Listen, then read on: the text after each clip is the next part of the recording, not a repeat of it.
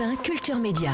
Philippe Vandel. Je salue Anissa et je salue Rémi Bonjour Jacob. Philippe. Bonjour Philippe et Anissa. Bonjour à tous. Rémi, au sommaire de votre journal des médias. On sait qui diffusera la finale de la Coupe du Monde féminine de football ainsi que les matchs des Bleus. Également le nom des animateurs en lice pour succéder à Laurence Boccolini aux commandes du jeu. Tout le monde veut prendre sa place. Et puis du mouvement sur les chaînes BFM TV et France Info. Mais d'abord, on commence par les audiences qu'ont regardé les Français hier soir en prime time.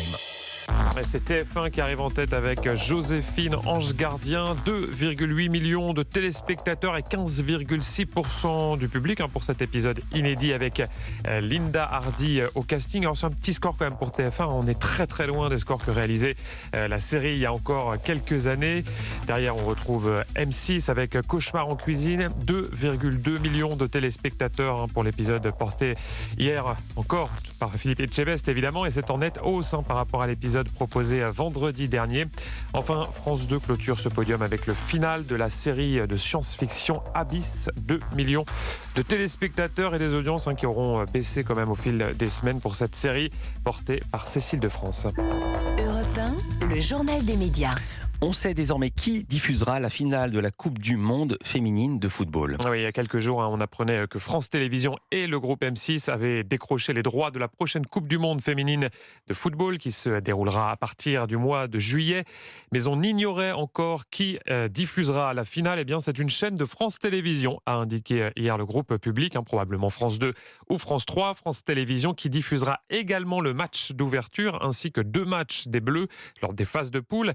Le choc France-Brésil le 29 juillet ainsi que France-Panama le 2 août. En revanche, c'est M6 qui proposera à ses téléspectateurs le premier match des Bleus, France-Jamaïque. Ça sera le 23 juillet. France Télévisions qui précise dans son communiqué de presse que les matchs de l'équipe de France seront commentés par la journaliste Lucille Guillotin ainsi que l'ex-internationale Louisa Nessib.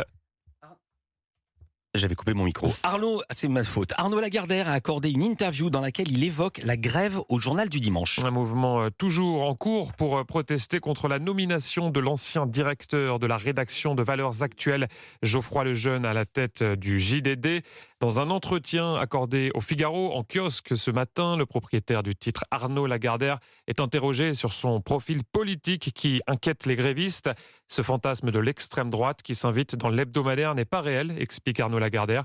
Je ne choisis pas Geoffroy Lejeune dans le but de changer la ligne éditoriale, mais bien évidemment le JDD doit aussi savoir s'adapter aux évolutions du monde comme nous l'avons toujours fait par le passé.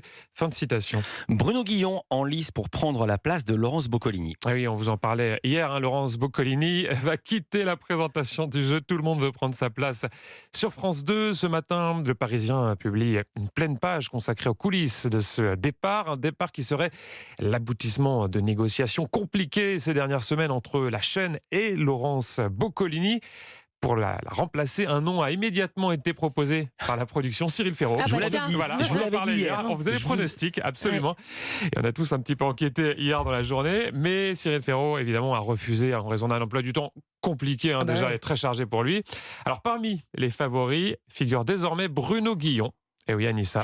C'était mon pronostic. C'était le pronostic. Alors, c'est pas encore fait, puisque Bruno Guillon s'est manifesté, mais une autre personnalité, alors là, personne ne l'a cité, et pour cause, une femme, cette fois-ci, va également réaliser un pilote dans les prochains jours, pour cause, puisqu'elle est inconnue en France. Il s'agit de Sarah de Padua. C'est une animatrice belge et qui va donc, elle aussi, réaliser un pilote pour cette émission. Elle réussit souvent, les animatrices belges. Exemple, oui. Virginie Efira.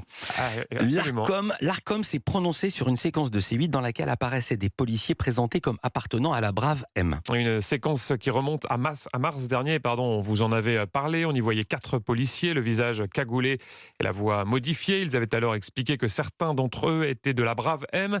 Après une enquête lancée par le préfet de police de Paris, Laurent Nunez, plusieurs avaient reçu des sanctions de la part de l'administration pour s'être présentés à tort comme étant de la Brave M. De son côté, l'Arcom a tranché et n'a pas adressé de sanctions à C8, mais une simple mise en garde. Michel Lafon, l'éditeur habitué des best-sellers, noue un partenariat avec un acteur majeur sur le marché du C'est ça qui est étonnant. Webtoon. Alors, les webtoons, pour ceux qui ne connaissent pas ce mot, bien, ce sont des bandes dessinées que l'on lit en ligne et notamment sur les smartphones avec évidemment une lecture adaptée au téléphone portable. Il suffit de scroller, de faire défiler les images de haut en bas pour lire la BD. Et on a donc appris que l'éditeur Michel Lafon s'est allié avec le géant sud-coréen Naver. C'est un mastodonte sur ce marché du webtoon. Concrètement, ce partenariat permettra à Michel Lafon d'obtenir un droit de préférence sur les webtoons du groupe en vue d'adaptation en version papier.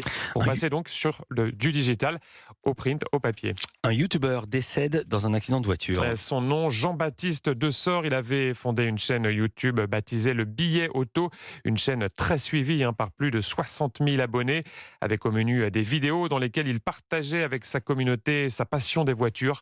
Il est décédé ce week-end au volant d'une voiture, apprend-on dans les colonnes de Numérama. On n'en sait pas plus pour l'instant sur les circonstances de ce drame.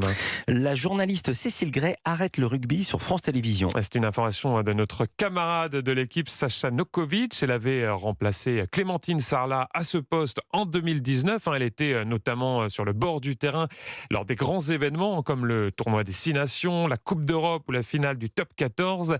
Actuellement en congé maternité, Cécile Gray va rester toutefois au sein de France Télévisions. Une participation à l'émission C'est à vous serait notamment à l'étude, indique l'équipe. Et alors on arrive aux infos mercato avec Sonia Chironi qui rejoint la chaîne France Info. Une information de nos confrères de Pure Média qui indique que Sonia Chironi devrait récupérer la tranche de 23 heures jusqu'alors présentée par Alexandra Usan, âgée de 44 ans. Sonia Chironi est passée notamment par les chaînes iTélé et LCI. Elle était également chroniqueuse dans l'émission 28 minutes sur Arte. Et on termine avec un mouvement dans une autre chaîne d'info continue. Du côté de BFM TV, cette fois-ci, selon une information du Parisien que nous sommes en mesure de confirmer, Benjamin Duhamel va remplacer Jean-Baptiste Boursier qui va rejoindre à la rentrée la chaîne LCI. Benjamin Duhamel qui officie déjà sur BFM TV et qui sera donc désormais en charge de BFM Politique, l'émission dominicale de la chaîne diffusée entre 12h et 13h. Il sera également aux manettes de la tranche 18h-20h le dimanche sur BFM TV. Vous proposez des schémas pour qu'on suive? Oui, c'est les chaînes musicales, il faut suivre. Sur Europe 1.fr, un petit schéma mercato. Merci beaucoup Rémi Jacob. À demain pour un nouveau journal des médias.